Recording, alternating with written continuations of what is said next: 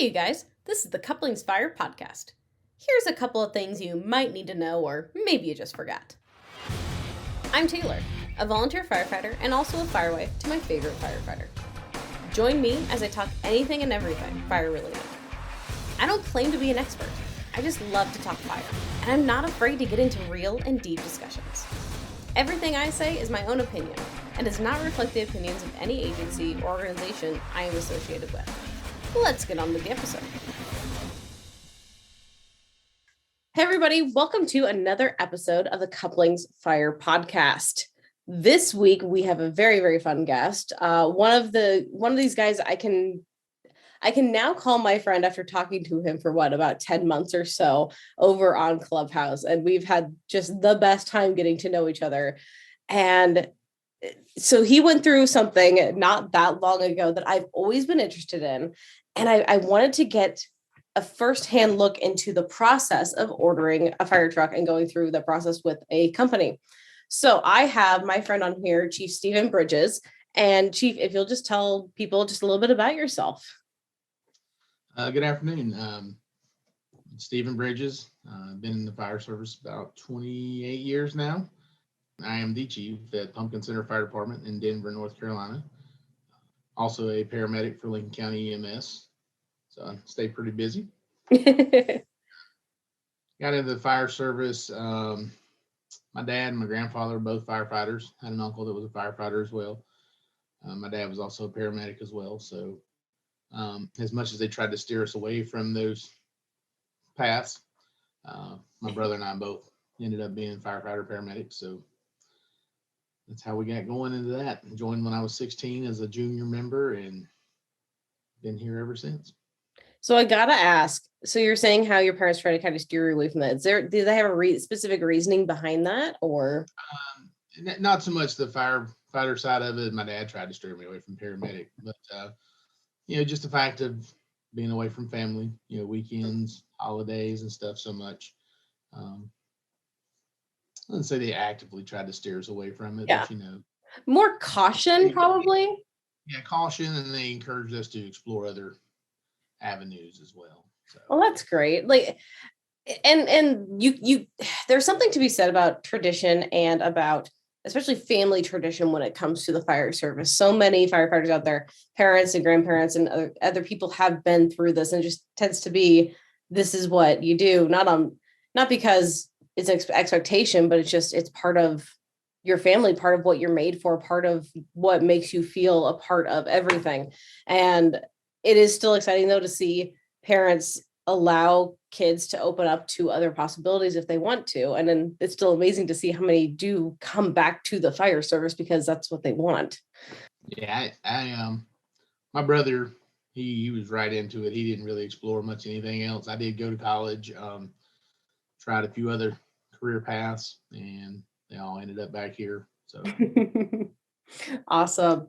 All right. Well, let's go ahead and start getting into this because, like I said, I'm generally just so curious about it. I've never really heard of this process before. And so for everyone listening, Chief actually gave me a great idea yesterday when we were talking about this episode, when we were getting ready to plan for it and stuff. But I think I'm going to do a part 1 and part 2. So this is part 1 today. And we're going to look at the fire department side of how this works from their end, right?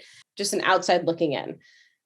Go over maybe things they were thinking about, whatnot, when it came to this. And then I'm actually going to be looking into a fire truck manufacturing company, right? And seeing what it looks like from their end, what they want, what they caution or urge fire departments to look into and things like that, and how they steer the customer to what they want, not what the customer wants, I should say, in a fire truck and things. So I think it's going to be a really good 2-parter here. The second part might take a little while to come out, but look for that when it does. So part 1, I don't know what to call this other than ordering a fire truck. I don't know. Maybe I have some, what? I said, that sounds good to me. It's like, maybe I come up with some really snazzy name later, like as I'm like finishing this up, who knows? So if I named it something else, good way to go, Taylor. But if not, it's just going to be ordering a fire truck. So Chief, okay. So when you were looking into getting this fire truck. How did you start that process? Was there a specific need you were trying to fill? I just kind of want to know the initial, how did you even start thinking you needed a new fire truck? How about that? So with my officer group, we had got together and we started looking at the age of our trucks, how much we were spending on maintenance each year, each month on some of the trucks. And we knew that we were going to have to replace them because they had a pretty aged fleet. In the end, we had a very large fire at one of our neighborhoods. We're getting a lot of new neighborhoods in that didn't have a municipal water supply. So we were looking back to enlarge tanker, a larger tanker than what we have. Current tanker only holds 1,000 gallons. Or at the time, the current tanker only held 1,000 gallons, which there were a lot of departments that were right in that same line where they were starting to transition into larger tankers. We only have about 50% of our districts hydrated. So the rest of it was strictly going to be a water haul. So we had about a $950,000 loss of a home that had about a 35-minute head start on us before we got there. Mm-hmm. We're very limited on our water supply, so we end up actually having about 11 departments hauling water. So we decided that, hey, we don't want to get her caught with our pants down again. So let's look at, when we start replacing trucks, let's replace it with a tanker first. Tender for you guys on the West Coast. No, that I don't know, that's not a new problem though. That is a problem a lot of places have, especially where I come from, a lot of the rural, side. Yeah, you don't have a lot of hydrants in the area. You need to call in so many departments to be able to haul water and create a shuttle system. And yeah, definitely not a new problem. And it's not. We had and a lot of departments in my county had went to the idea of, we're just going to run engines and we'll put a dump on and make it a pumper tanker. So it's 1,000 gallons of water, 1,500 gallon pump. And it did a good job for years because the average houses were 1,500, 2,000 square foot. Well, now we're getting these larger developments in that are 3,000, 4,000, 5,000 square foot houses with 200, 250 foot setbacks. And the county is approving them without municipal water system there. So we had to make that step to rectify the issue that was given to us. So. Mm-hmm. I know with a lot of those buildings, a lot of those houses, my husband and I were actually driving around looking because we're going to be buying a house at some point this year. Hopefully, fingers crossed, market levels out a little bit, right? But yeah, exactly. But we're looking into that, and we're looking at some of these houses, and like they look small from the front. But if you go onto Zillow and look, and if you go around and you do a 360 and go around to the back of these, they're huge now. It's ridiculous. A lot of them are, like I said, they don't look much from the front, but they're very deep. And Mm-hmm. so that's where we started leaning towards that. So we decided we knew what truck we wanted to replace, which our case ended up being the oldest truck right now is a 93 model. So it'd kind of been a reserve for a long time anyway. So we're replacing that with the new tanker, which is technically a pumper tanker as well, because we put a good size pump on it as well. But the next step was we selected a truck committee, and we're a combination department. So we had a couple of our full-time drivers on there, firefighters on there, a couple from the volunteer side, and myself. And that's when we started about a 2-year process. Oh, wow. Yeah. So we probably drug it out a little more than we needed to, but we wanted to make sure we got out. We started going to neighboring departments who had new trucks or trucks that we were looking something similar to what we were looking to build. Mm-hmm. So, well, you're putting that much of an investment in. I don't blame you at all for taking a long time to make sure you're making the right decision and get all the information gathered that you need. Oh, absolutely. You're trying to get the most bang for your buck, not only for the department, but for the taxpayers. Mm-hmm. You're looking at dropping, $400,000, $500,000 on a tanker these days. You got to get out look and see what's out there, see what designs other people have done that you like, you don't like. We saw a lot of stuff we liked. We saw a lot of stuff we didn't like. So uh, we got out and we drove different manufacturers' trucks. We knew we were going to go with a conventional cab on this one Hmm. to try to save some money, as well as it's easier to get in and out and haul water sometimes with a conventional cab than it is with a custom cab. Hmm. So we went out, we drove Freightliners, we drove the Peterbilts, we drove the Kenworths, we drove all those manufacturers that are out there to see which ones that we like, which ones handle the best, which ones we thought would work well for us. Because we do have some state highways in our area, but we also have a lot of 2-lane country roads as well. Hmm. Make sure it handles well on everything, no matter what. And yeah. You can actually get it turned around in a cul-de-sac if you need to in these neighborhoods and stuff. So we're very fortunate. A lot of our neighboring departments, not only in the county but in surrounding counties, were open their doors, let you come in, look at their new trucks or look at their older trucks, let you drive them. So that would be one big thing I recommend to people is get out and look and see what everybody's got. Go to the trade shows. Those are starting to get back going again, the conferences. And along those lines, you may find something at one of those trade shows. A lot of these dealers have demos that they're trying to sell. You may find something that actually fits your needs while you're speccing this truck. I never thought about that. Dang. Yeah, that's a good idea for that. Yep. So, were there any, other than just the basics you were looking for, were there any special considerations that you were immediately thinking of that you wanted to have on the truck or for the truck? We wanted to be able the capability to carry dual drop tanks. Okay. That was one of the issues with the fire we had a couple years ago. The large fire was the fact of on the initial alarm, the trucks that were all there, we didn't have that one drop tank that was available.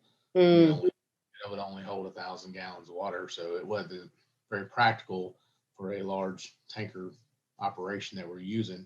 And actually, at one point, we added additional drop tanks to it and kind of married those together, daisy chained them together. But we wanted to be able to carry the truck we designed and built was a 3,000 gallon tanker, so we want to be able to carry 2 3,000 gallon drop tanks, so we can have 6,000 gallons of water on the ground at a given time to get started. Awesome. The other thing we looked at was we wanted to look at was safety wise. We wanted cameras on the truck, not just backup cameras, but cameras on the side, so blind spot cameras. We also put cameras.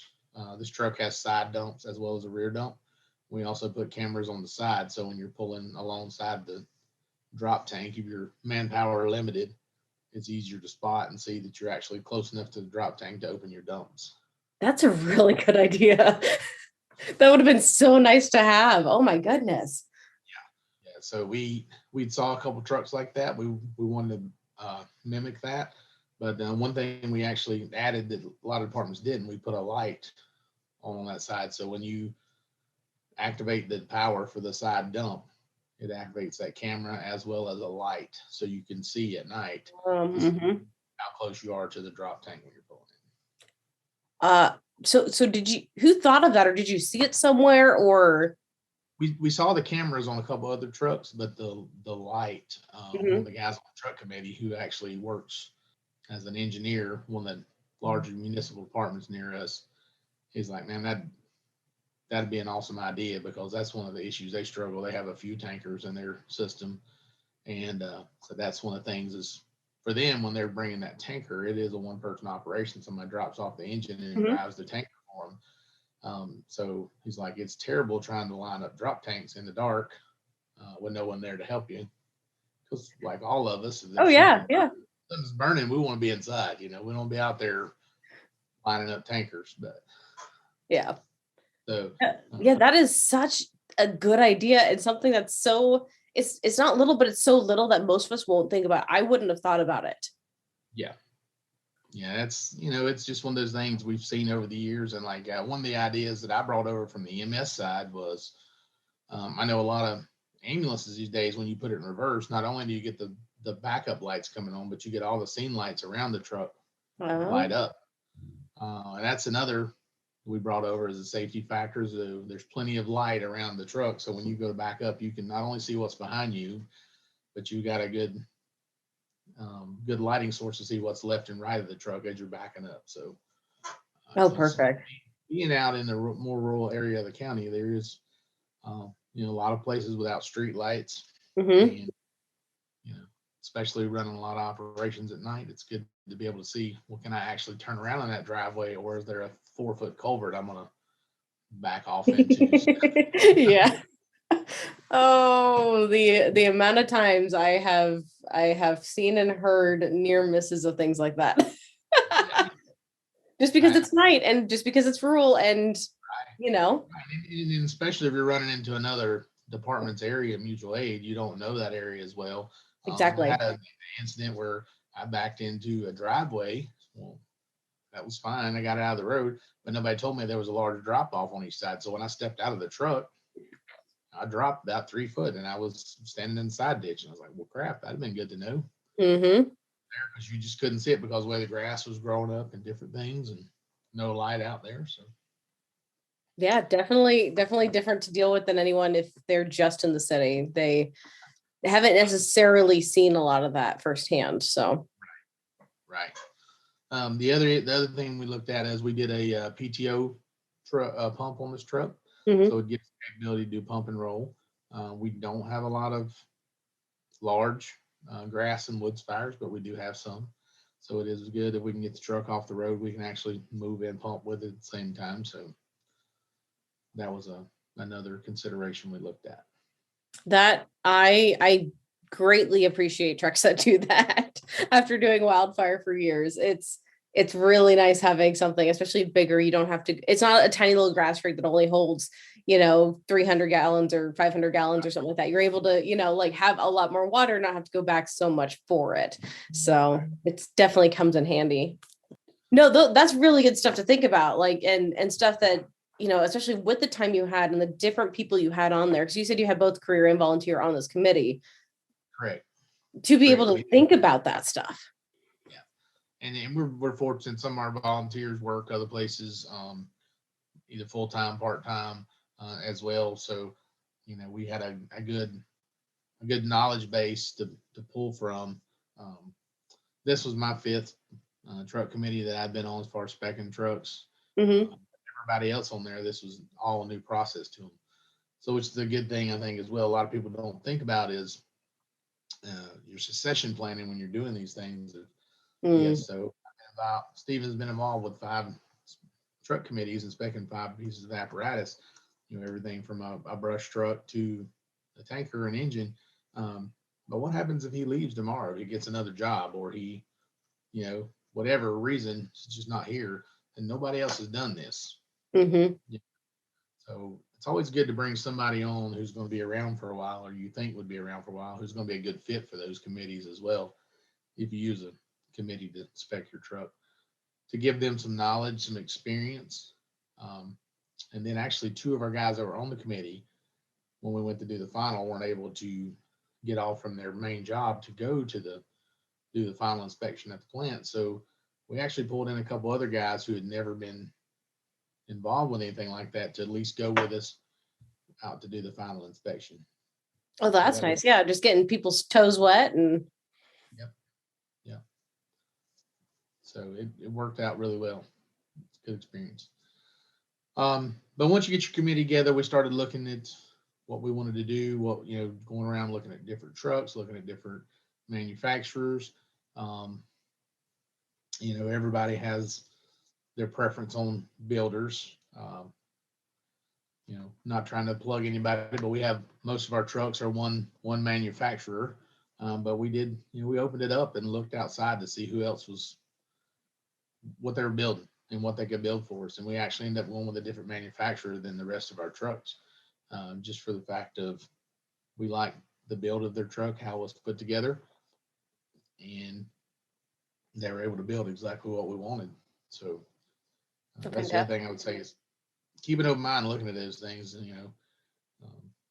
because there may be something new and exciting out there that you don't know if you don't look for it. So. Hmm.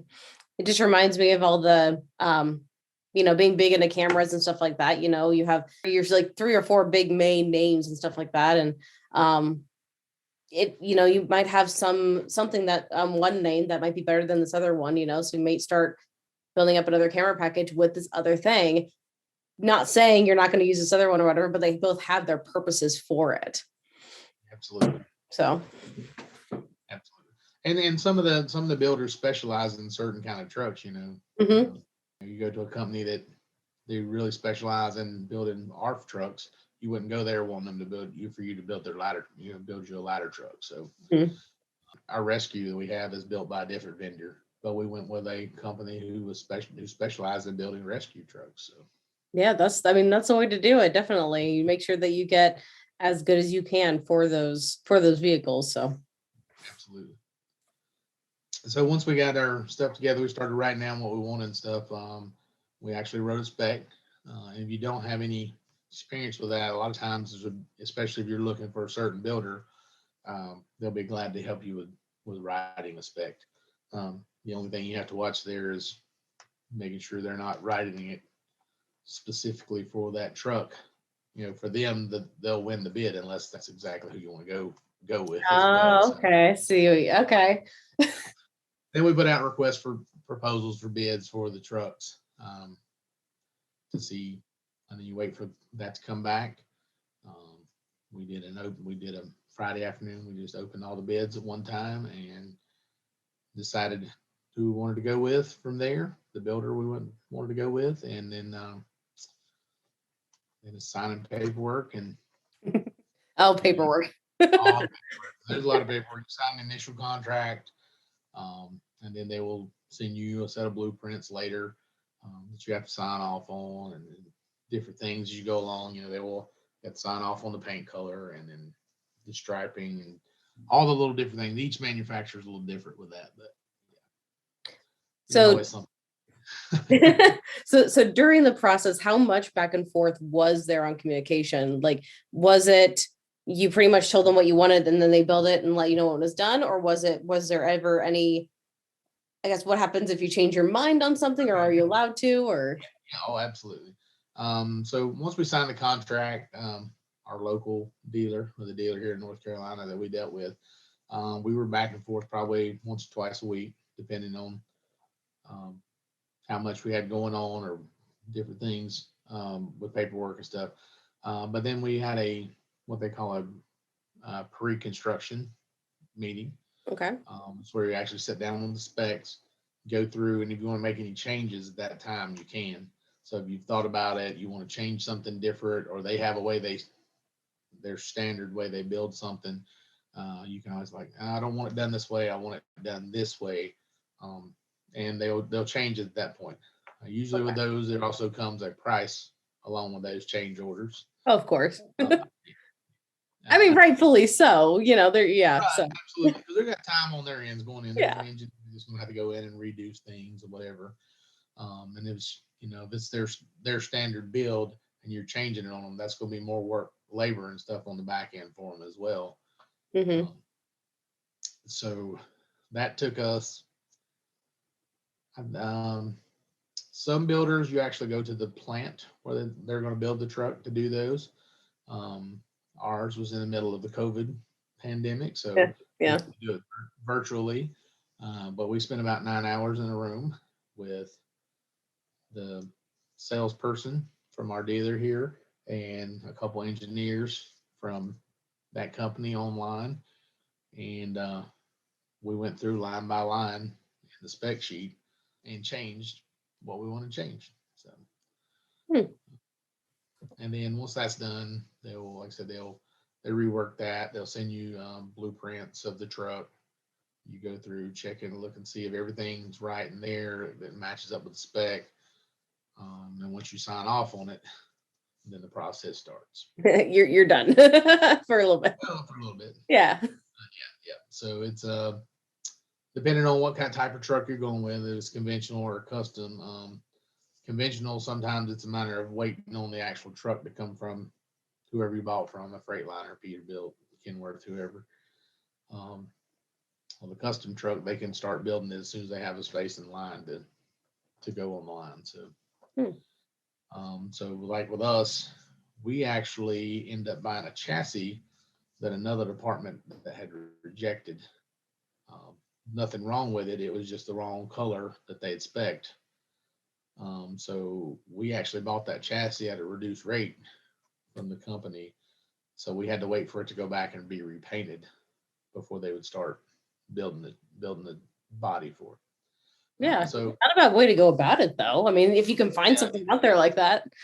yeah, it saved us some money. And but then it ended up adding a little time on the end because they had to go back to Peterbilt to be repainted and stuff, and then Hmm.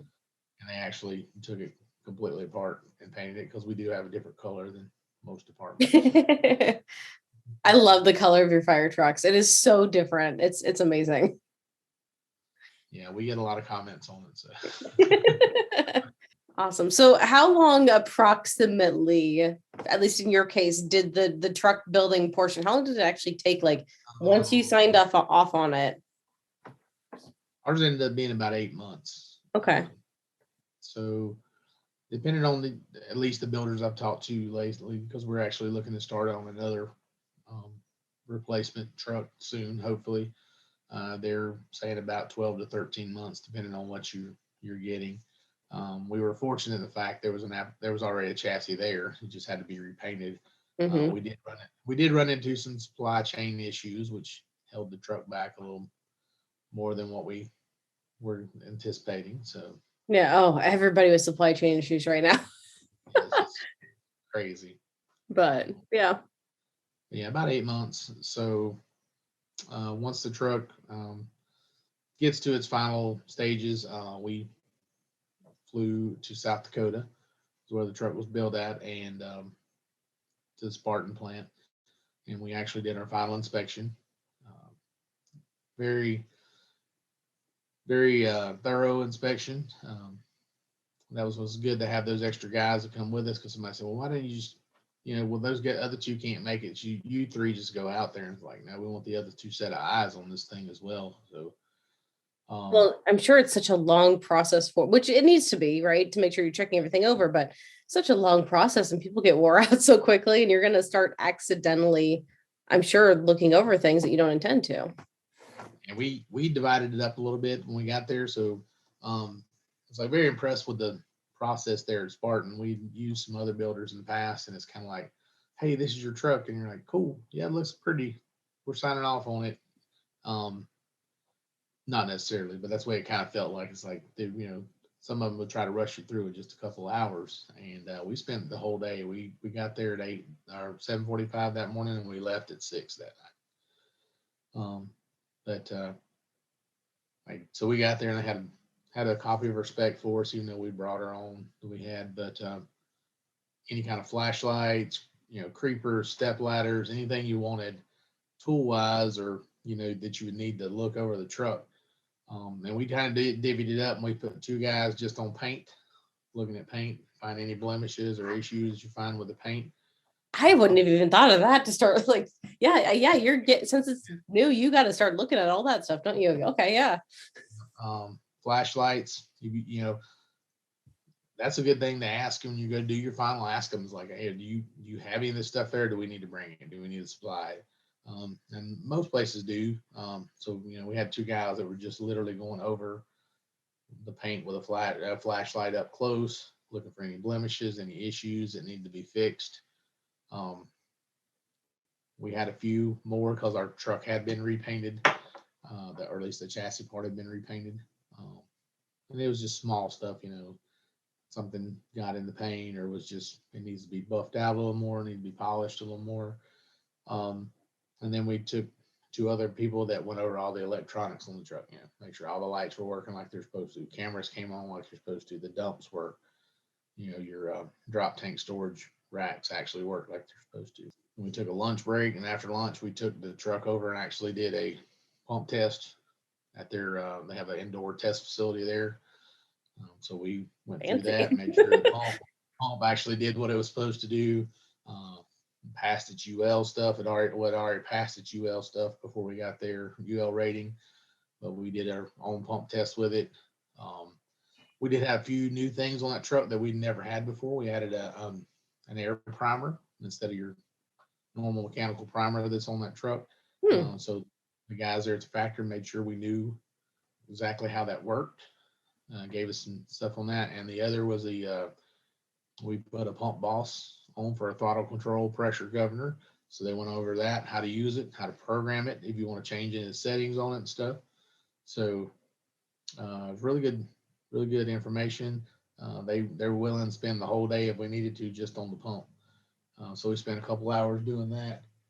Now, stop, just to stop you really, really quick. I got to ask you, how do you like that air primer? Have you had a chance to use it much yet? We haven't used it a lot, but so far it's been we like it. Okay. I've heard a little bit about it, but just out of curiosity. So that's another one of those ideas that came over from our guys that works at another department. They have them. They started putting them on their trucks a few years ago, and we actually played with one of them for a little bit. It's like that's the ticket. So,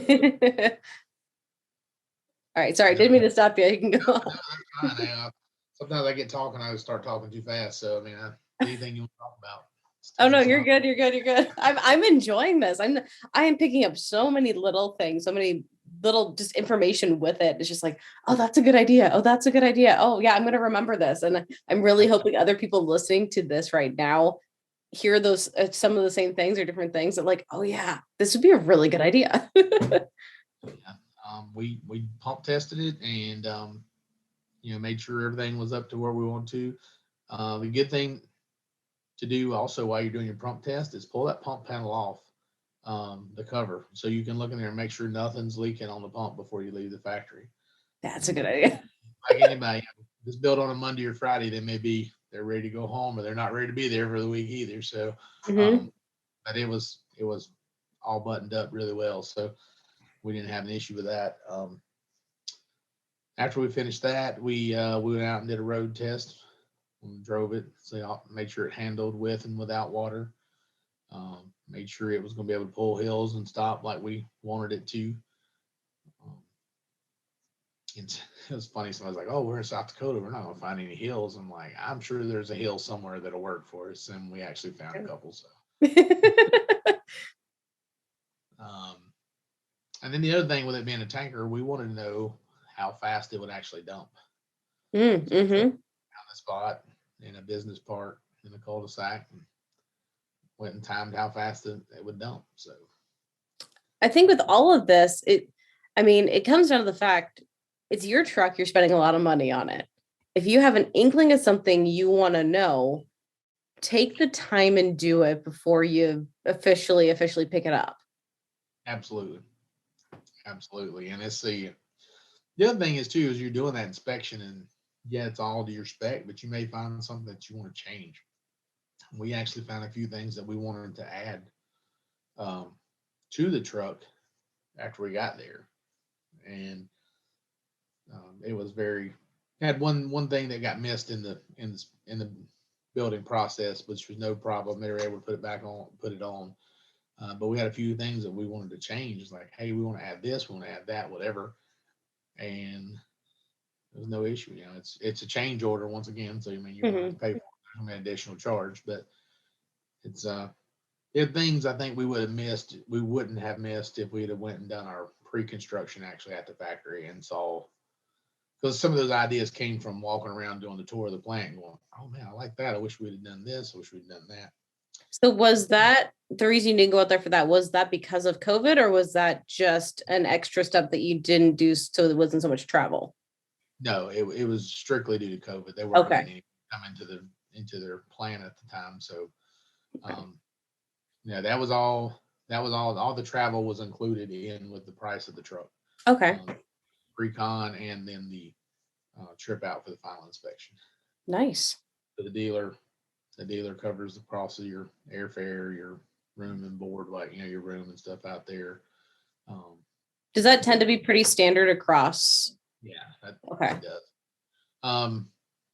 I've heard of some departments. I have some friends who are chiefs of other departments. They're like, "Oh, we just pay for that. We tell them not to." And I'm like, man, it's not adding that much to the truck, and you're just somebody else's headache to deal with. You don't have to worry about it. You just tell them what day you can go that fits in this window, and they cover everything. So they took care of it was our salesperson went with us, so took care of all the flights, the hotels. He took care of the rental car,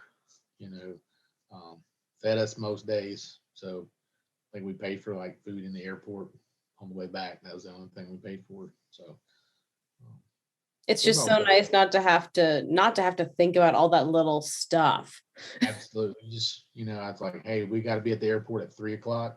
So all I had to worry about was getting my guys to the airport at 3:00. And we literally, then you can just sit back and relax on the flight, or you can, like I did, watch movies and try to read over specs at the same time, which I'm not sure got a lot done either one. I was like, I don't know if I could do that. I don't know how well I did it either. So no. Sometimes my ADD gets ahead of me. So oh yeah, it's just you're like, oh, this is so interesting. Okay, no numbers. Okay, like I've done that while trying to work on podcast stuff before or other work, and I find myself like having to redo the same work like 3 or 4 times while I'm watching the movie or something. But so once we did the final on that, they sent us a punch list of. We went over at the end of the day, we brought in their, I can't remember what they call it, but they have a team that does the final, like the last any changes or any things that need to be repaired or fixed or corrected. Met with the guy over that team, told him all the punch list of things that we found that need to be corrected. They went over it, kind of gave us a time frame of when the truck would be leaving from South Dakota and brought to North Carolina. mm-hmm. That's another thing I'm big on, is letting the company deliver it. I know a lot of people want to go get their own truck and drive it back. The only problem you have there is you're in an accident on the way back, and you get into the whole thing of, well, does the department own it? Does it still owned by the builder, by the sales company? Whose insurance is paying for what? Mm-hmm. For me, one, I didn't want to make the 20-hour drive from South Dakota to North Carolina in that truck. But it's just, they have people that most of them are, at least for our dealer we bought from, they're retired from a department somewhere, and they pay them, buy them a plane ticket, pay them to go up there and drive it back. Wherever. I know, like, I was gonna say, I know there was one time on my old department, we picked up a fire truck used, from somewhere. And we ran into the issue, not just that, but for other things, for another truck, like if we ever had to take it out of town to get worked on, we had to make sure somebody who's driving it had a CDL. Whereas when we had it in town in our own district and going on emergency scenes, we didn't have to worry about that here. I don't know exactly what laws are for North Carolina, if they're the same or not, but especially if you're taking across state lines, if you can't guarantee you're going to have someone with a CDL doing it, it might just be better to have the company bring it to you. And that's the other issue with that is, in North Carolina, emergency vehicle, you only have to have a Class C license, so you don't have to have any kind of CDL or anything. Okay. We require our people to have a Class B, which is a level up. That's an insurance deal for us. Our insurance company recommends it. But yeah, that's the other issue you run into is, although it may be legal in North Carolina to do it, I don't know what it is in Illinois or Indiana or one of those other states that you're driving back through. Mm-hmm. So it's just easier. It's a turnkey thing. That way, God forbid they hit somebody or, total the truck or kill somebody on the way back, it's on them. It's not on your department. You're not getting drug into that. I mean, as much as we all know way too much, accidents happen all the time. I mean, we respond to them every day, I mean, what's saying something's not going to happen with that truck or with your people on the way back? And if it were me, if I had the extra money that I'd be able to do it, I would rather have them bring it out to me just to save headache. That's the other thing is it's really not that much different. You're not saving that much money by saying we'll pick it up and bring it back. Mm-hmm. I mean, you're literally several hundred, $300-$400 or something like that, the difference. So depending on what dealer and stuff, what manufacturer, but yeah, just let them deliver. Once we finished that, they told us what day it was going to be delivered. We came back. Um, we flew out the next morning. Before we got back to Charlotte, we had a email with all this stuff, and they'd already started working on that day, making repairs that day to some of the issues we found. Already had pictures where they had fixed some of the stuff. And then it's just a matter of getting it lettered. We got here just because we wanted to do our own. We had a company here local. We wanted to do the lettering, Mm-hmm. doing it at the factory. And then we obviously had to work out financing stuff with the bank, that was a very painless operation there. So Well, paying less, that's good. yeah, I mean we got a very good local bank that works with us. So Awesome. just getting the information, bins and insurance stuff like that over to them. So It definitely sounds like a process. And I think, I mean, what you said, you've gone through 5 or so now? yeah, I've done 5 trucks now. I mean, You're in different departments. So I mean, you can tell you're more comfortable at least now with 5. I don't know how you were with 1 or how that worked or whatever, but so my first one, that was one of those things earlier was talking about with a little bit of succession planning, was the first one I was involved with. None of us had ever spec'd a fire truck. ooh, yeah. All the guys that had spec'd those original trucks had retired or had went to other departments and things. So we're like, okay, what do we need to do? We started talking to some people from other departments and how they handled it. And we made a lot of mistakes on that first truck and stuff that the dealer probably should have guided us a little better with, the salesperson. Simple things like you're talking about earlier, stuff that is little but you overlook. Mm-hmm. The first truck that I was involved with, I was a firefighter. We didn't order shelves in the truck. It's something you don't think about necessarily. Just assumed that there would be shelves in the truck. Yeah. And some person didn't say, hey, I might want to put some shelves in here too, guys, It's tough too. I can only imagine as that representative too, because you don't also want to tell people what to do. You don't want to be like, you have to have this, because you don't know what they're using it for either. So, okay, I get it, but I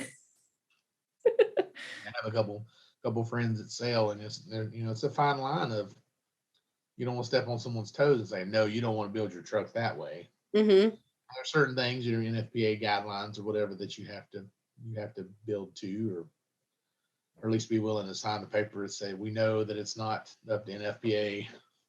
Yeah. But yeah, so I'm sure it's a fine line with that, but it's you definitely have to tell them exactly what you want. If you want a certain kind of lighting on there, if you're really set on federal, or you're really set on whaling or whatever else, make sure you tell them up front when you're doing your specs, hey, we want this kind of lights on there. Which we had a guy on our truck committee we pick at him, call him the lighting nerd, because he's all about whatever the newest flashing light is, So we're just like, hey, you're gonna handle all the emergency lighting and all the scene lighting. He was fine with it. So Well, that's a perfect way to do it too. It's like, okay, you really like this. This is what you're in charge of. You're gonna enjoy it. You're gonna do it well, and we don't have to worry about it. And we can think about other things. right, exactly. So, is there anything, especially after doing 5 of these, have you learned anything that would be really good tips or something other than what we've already talked about? We've gone over a lot already for people who are going to order their own trucks. Yeah, I guess the biggest thing I would say is get out and see what everybody's got, because you may not need to reinvent the wheel if somebody's already got something to work for you. Like I said, we went and saw a lot of fire trucks, some that were in service, some that were not in service yet, some that were, if you can get, some people are willing to let you see the blueprints of trucks they've got on orders. That's even better. And go to the manufacturer's website as well. They always have like recent deliveries or trucks in progress that you can get on and look at. If you see something on there that you might like, call your dealer and tell them what the job number is. And a lot of times they can get that information Hmm. to you. So you can look at those things, and it may save you a lot of time and effort if you find something that you like that they've already built. I said we worked on ours for about 2 years, but we spent a lot of time looking around at stuff, and with a new truck we're looking at starting the spec now. That's one of the things we're looking at is we've seen some trucks that we already like, so get the job number off that truck when we see something. That's what we're telling the guys on the committee, get the job number off that truck. So if you go to Spartan or Pierce or whoever you're going to and say, hey, this is a job number, we like the way it's built, but can you make these tweaks for us, these changes for us? Mm-hmm. So that could save you a lot of time on that as well. And I think I mentioned earlier, demo trucks, don't discount demo trucks.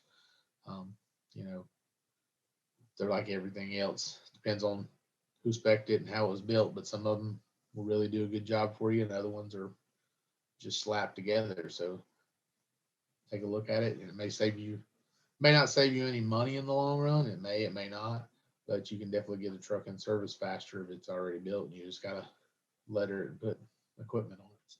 Yeah, and some departments may really need that. They may just need something that can be good and get out quickly. Absolutely.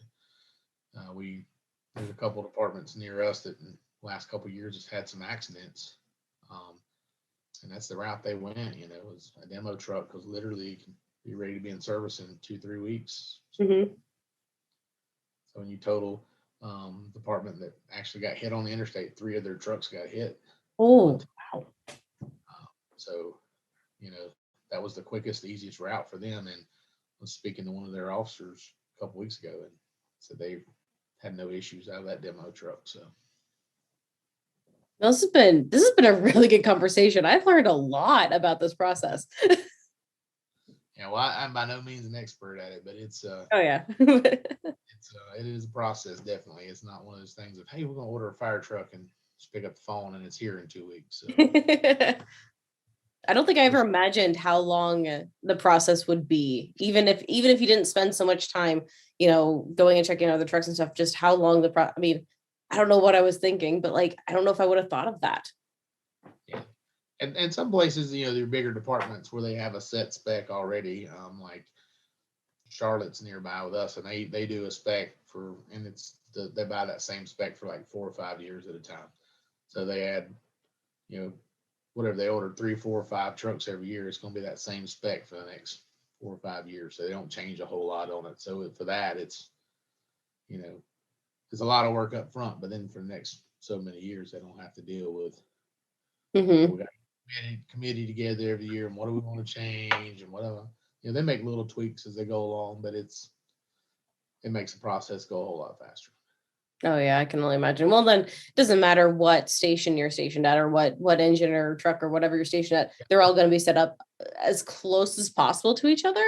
So that's why they do it, because they're up to 43 stations now. So if you get timed out to a different station, if you're on, no matter if you're on ladder 1 or if you're on ladder 40, the same equipment's in the same compartment on that truck. So. Mm-hmm.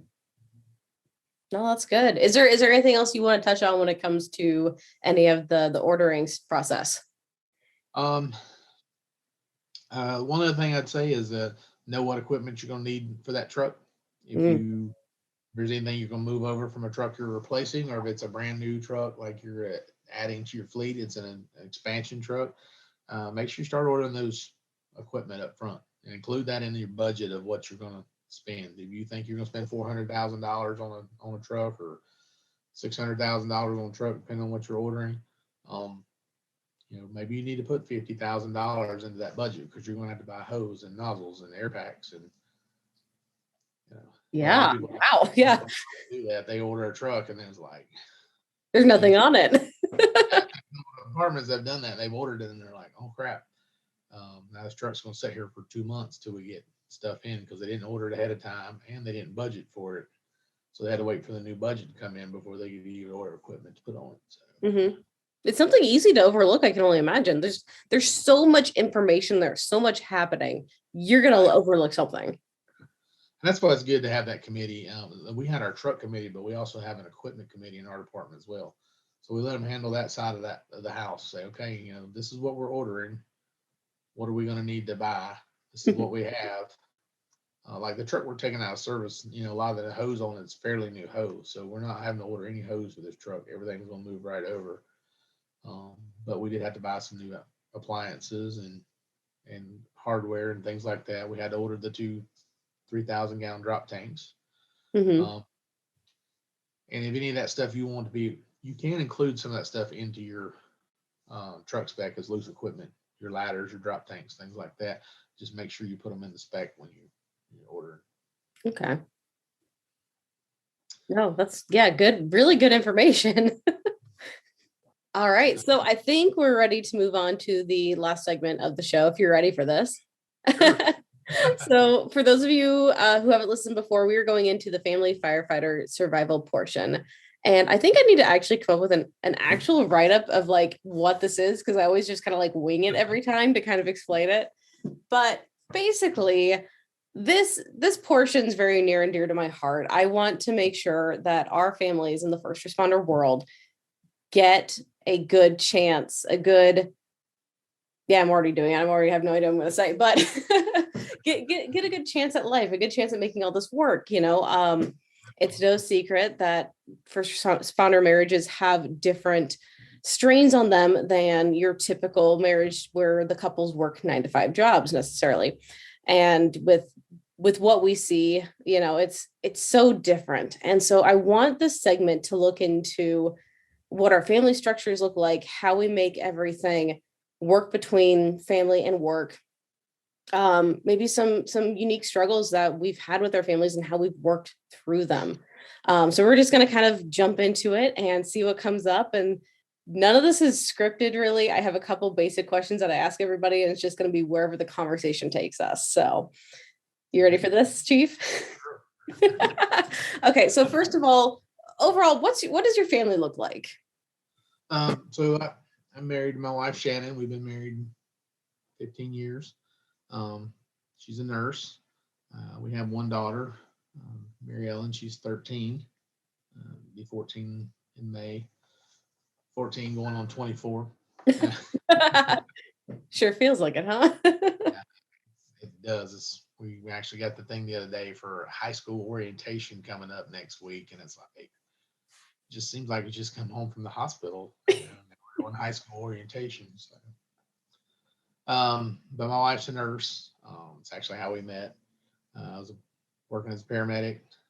She was in nursing school, working in the ER, and that's how we met.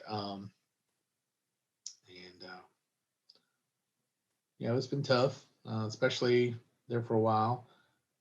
When Mary Ellen was first born, we were both working on nights. She was able to self-schedule, so daycare at the time it was terrible trying to find a daycare to get her into, period. So for about 15 months, we both worked nights, worked around. So we would literally work all night, come home, take care of her all day. Oh man. Go back to work that night. And when she was younger, when she was first 3-4 months, it wasn't bad because she slept a lot. So you change diapers, you take a nap, you take a nap. But the older she got, I don't think she's taken a nap during the day since she was about 8 months old. So, so we finally were able to get her into a daycare, which helped out a whole lot. Then my wife went to a day shift job, and I stayed on nights, mainly because I liked the calls, the type of calls, the fact that there were less people just out and about. I was working in Charlotte then, so it was just. But we had, eventually we had to come to that point of, hey, you got to come to days, or we're going to have to make some other kind of living arrangements because this is tough. But yeah. So how was it tough necessarily on you, just not seeing each other, or was it just having those opposite schedules? Yeah, it was the opposite schedule and stuff. There were days where we'd go 4 and 5 days and not see each other because she would go to work before I'd get home, and vice versa. I'd leave to go to work before she would get home. So depending on how it's scheduled out, we just may not see each other for 4 or 5 days at a time. And some people can make it work. Some people thrive at it and they do great at it. I know I'm not one of those people, and it sounds like you and your wife are not either. Yeah, it wasn't bad at first. We talked a lot on the phone and different things like that, but it got to a point where, we were never, unless we were taking off to go on vacation, we were seeing each other a couple days a week. And it's like, you live in the same house, you should be able to see each other more than that. So how'd you work on that? So were you able to just switch to day shifts, or how did that work? So the place I was working at the time, we were able to, once a year we did shift bids, what they called, and we had to go to a daytime truck, and I had enough seniority I was able to. So even though there were a lot of days we both worked to get, our schedules may still be opposite. I was off, she was working. We were home together every night. So Good. that was, at least we got to see each other every night. Mm-hmm. I know a lot of people that are on 24-hour shifts, that's not an option, but it worked out for us there. It's something nice. It's just a nice reset. Like I just got back from a fire conference over the weekend, and it was great. But with Chris doing the 24-hour shifts, I hadn't seen him, I think, for 4 or 5 days, and it wasn't a big deal necessarily. But I realized how much, just having that reset of just seeing him and just kind of spending a little bit of time with him versus just talking on the phone helped me out so much. It does. And sometimes it's just, for us, it's just the fact of being in the same room. Mm-hmm. There's times where I'm doing work at the house, but I'm at the house, so it's not like I'm in my office. I'm not gone somewhere. Literally maybe be sitting at the kitchen table and her in the kitchen doing something, or vice versa, or we're both sitting in the living room. We're on our computers, and I know it really isn't like interacting with each other. But sometimes it's just nice to be at home. Yeah. Be that close with them. My daughter's the same way. She's like, oh, once you be home, then when I'm there, she's got her nose stuck in her phone the whole time. But I think it's just the fact that she knows that I'm at the house and she can come talk to me if she wants to, or when she wants to. So Well, it's just the presence. Being home alone right now, it's like this kind of sucks some days, and that's for a while. That's why we had a dog, too. It's like something else there, someone else there for me to interact with. And when Chris is home, I can tell my mood's better. Yeah, absolutely. And the other thing we do is we do vacation a lot. Like some of my friends and stuff kind of give me a little ribbon over it, but my wife last summer started doing travel nursing. So that's even more time she's away. Mm-hmm. But that's our time together. We may not be together every day during the week, but if we can go for a week or a week and a half or whatever, or even if it's just a weekend away, like I said, sometimes it's just a reset you need, or the time you need together. We're, as we're big Disney people, so we like going to Disney. We like going Disney cruising. We like going cruising, period. Royal Caribbean. We do different lines. For a long time, we only did Disney, but we've branched out. We've done other cruise lines now as well. So, and those are another one of those deals, kind of like with the delivering the fire truck. It's a turnkey. You pay them the money. You show up. You get on the ship. You don't have to worry about cleaning, cooking, entertainment. It's all there for you. So, I've gone on a couple cruises in my life, and they're so nice. They are so nice. You just get on, you not a care in the world. You just make sure you don't get left at the ports when they leave. Yeah, right. So that's our game we play when we leave ports, is go stand out in the afternoon and see who doesn't make the ship. So does it happen that often? The ships that I've been on, I've only seen it happen like once or twice, but I've seen some people left with other cruise lines and stuff. So. Oh man. We did actually in Jamaica. We were in Jamaica one time. We came back to the ship and they had put a family off, a couple off. It wasn't a family, it was a man and woman. Apparently they'd been fighting the whole cruise, and they're just like, all your stuff's on the pier. Oh wow.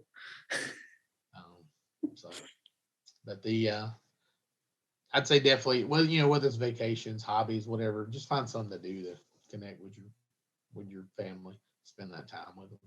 So No, that's awesome. Is there anything that either you've tried or like something, even a portion of your life or whatever, something you figured out that really doesn't help or doesn't work with these situations? It's okay if you don't have to think of something if you don't know something. Trying to think of anything. I think anything you try, you're learning something from it. So, whether it's, like you said, whether it doesn't work or it does work, the biggest thing is try. Um, I used to have a real issue with, I didn't want to tell anybody. I didn't want to tell my wife what I was thinking, where, because I afraid it was going to hurt her feelings or something, or I was going to. Mhm. Problem was that I let it build up to the point that when I let it go, it all came out. Mhm. Mhm. It was like, that's probably not the way to go. So, if it's bothering you, let them know it's bothering you. I am a big supporter of extreme open communication, and like, yeah, because if you let it sit there and fester inside of you or whatever, and just try to like not to let it out, eventually it's just gonna all explode like a bomb or something. And it's going to make a big mess where you could have just made that. Now I'm like having imagining like a little kid in the kitchen making a mess of like, oh, they like drop something out of the pan or whatever, and then you have them cooking chili or something like that, and it just kind of goes everywhere instead, so. Yeah. But yeah, if you're able to do just those little messes, are easier to clean up and they're easier to deal with, and overall it helps you learn your partner better, and not just your partner, your kids too, I'm sure. Oh yeah, absolutely. So it helps you work through that, and you've already been through it, so it's easier to do it the next time, I feel like. Whereas if you let it sit and build up, it's going to be a huge mess. It's going to take forever to work through, and it's going to take a lot of work. Yeah. And I think another thing, just thinking about this, it helps us with our relationship. My wife's not a first responder, but she's a nurse. She's in healthcare, so we can at least talk about the day with each other, and um, I think the same way with you and Chris. You're in the fire world as well, so he talks about what happened during the day or whatever. He's got somebody to kind of vent to, voice, at least Mhm. let decompress, let some of those things out. Whereas I got friends that their significant other, sells insurance or whatever, and I'm like, how do you go home and talk to them about that stuff? And they're like, well, we just can't, or we don't, because they don't understand. And I'm like, that's got to be tough. It's got to be tough. It At that point, I just, well, it's something with me and Chris too. It's like I try to make sure he has somebody else he can talk to too. It's not just me. I love it when he talks to me, and I love talking to him. But even I have to have somebody else I go talk to too at times. And it's not anything against him. It's just, okay, what if he's dealing with a lot of stuff, or what if I just need a different perspective or a different person to hear this? Absolutely. And that's one of the reasons I kind of like Clubhouse as well. It's a group of other people that I can talk to that's outside of my normal circle. They're like, Mhm. hey, what do you guys think about this? Is this am I really off base on this, or And it's nice because sometimes you figure out, oh yeah, I was really wrong about this. Okay. And sometimes it's like, okay, this is normal. Other people have this problem too. yeah, No, Clubhouse has been amazing. And it's exciting because, yeah, like I said in the beginning, that's how I got a chance to meet you and meet a lot of people on that have been on. And it's great.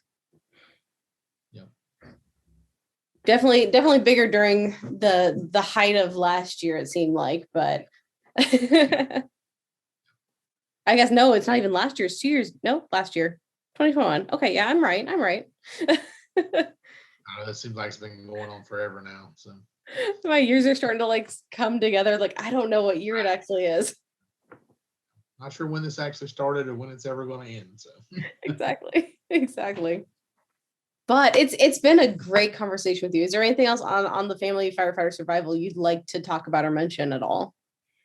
like I said, for us, I think works best for us is we just try to have those times together. Mhm. Vacation, whatever it is. I'm actually sitting here looking at a picture on my other monitor from the Atlanta Braves game. My daughter and I, we go.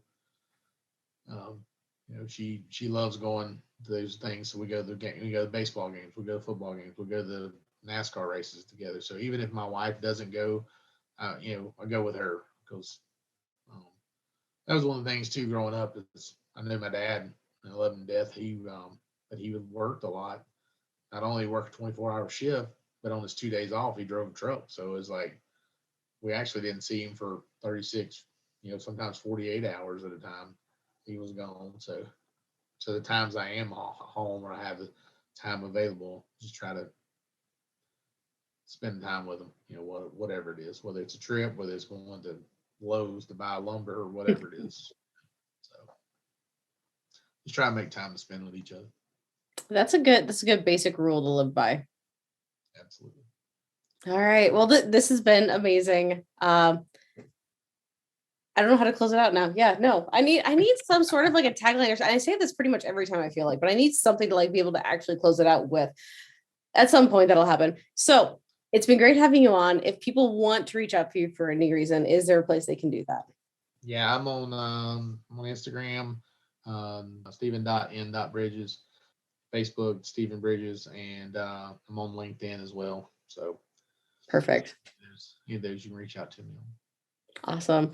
This has been a lot of fun, and I can't wait to have part 2, find a manufacturing company to actually have on and get stuff from their side and what they see and common things they would like to tell people too about it. So thank you for that idea, by the way. I really appreciate that. I was thinking about that. They probably got a lot of stuff. It's like, hey, we're tired of seeing people come with this, or whatever. Yes. Exactly. It'll be so good too. So like I said, I don't know when that episode's coming out. It might be a while. I hope it's not, but it might be. So stay tuned for it. And whenever I put that episode out, I'll probably reference this one again so people can come back and see this one again. But this has been an absolutely great time. I can't wait to talk on Clubhouse again, hopefully at some point later. But for everyone listening, I will talk to you guys all next week. As always, I don't know what's happening next week, but it's going to be a good one, I hope. So I will see you guys later. Have a good night, day, or whatever time you're listening to this. And I will catch you on the next one.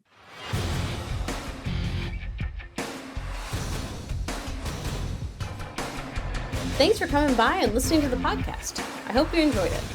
Be sure to leave a rating and review wherever you're listening. Follow me on Facebook, Instagram, and YouTube at Couplings Fire Podcast. See you next time, everybody.